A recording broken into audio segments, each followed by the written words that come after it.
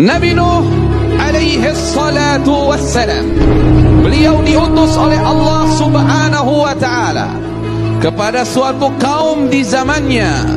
Mereka banyak yang menyembah berhala.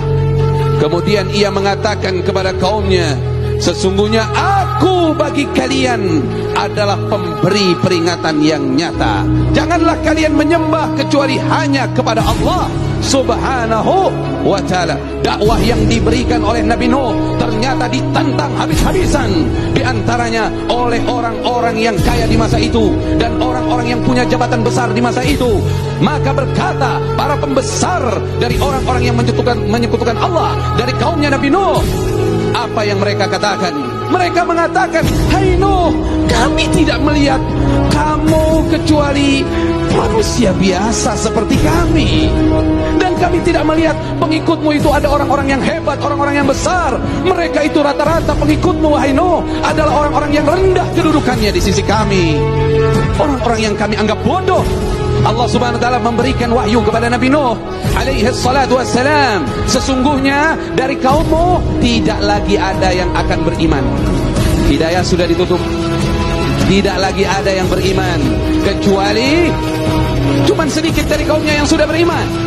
Hati-hati, jangan menutup diri dari hidayah Allah.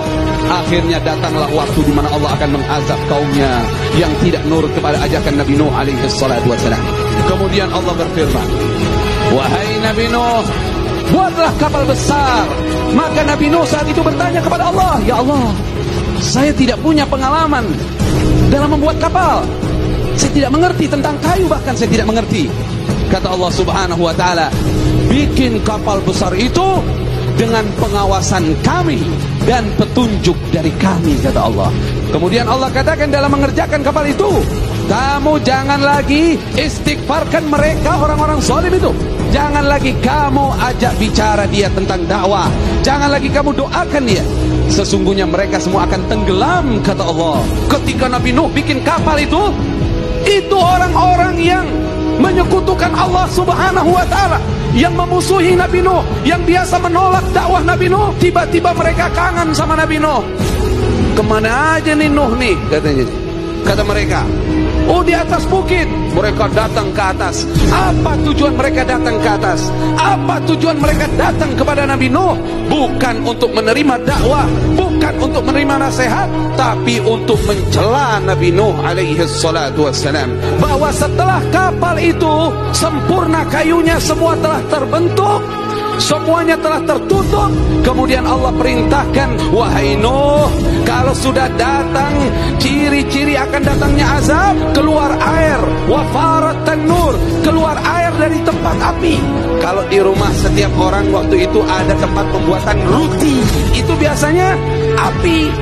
Nah ini kalau sudah keluar air dari situ, berarti banjir mau datang. Nabi Nuh lagi bikin roti, keluar air.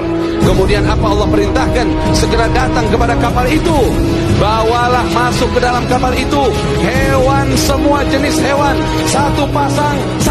Kemudian wa ahlaka, bawa keluargamu wahai Nabi Nuh.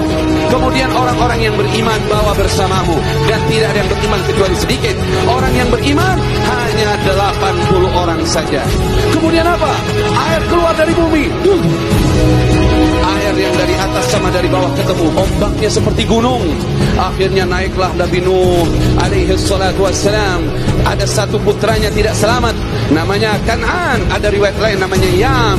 Dia memilih gunung, akhirnya gunung tidak bisa menyelamatkannya. Dan berapa lama azab itu terjadi? Kurang lebih 6 bulan kejadian itu terjadi. Barulah Nabi Nuh dan pengikutnya selamat dari banjir besar itu.